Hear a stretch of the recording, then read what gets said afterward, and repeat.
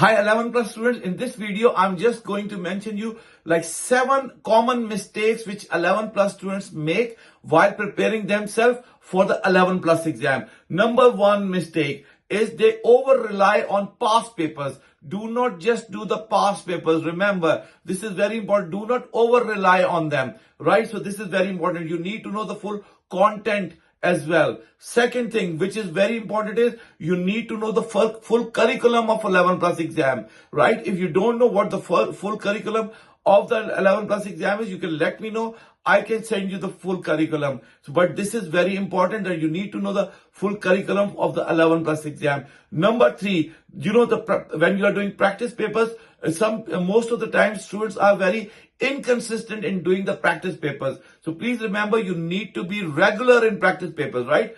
I would say try to do at least one practice paper every day.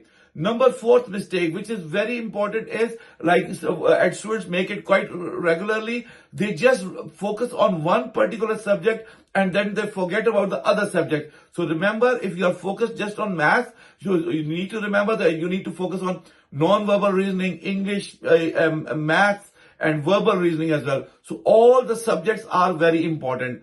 Another very common mistake which students make is misreading the question. So what they do, they do not read the question properly and they start attempting it. Do not do that, right? So read the question properly. If you don't understand it, read it 2 times, read it 3 times, especially when it comes to the worded questions, right? Read the worded question at least 2 or 3 times and then start doing that question, right? Another thing which is very important, and I think lots of students struggle with that is the time management. Time management is very important. So whenever you are doing practice papers at home, I would suggest you always time yourself, right? Always time. So you need to be really good in time management as well. Hope you like this video. If you liked it, please press the like button and press the follow button as well. And I will see you in the next video. Thank you. Bye.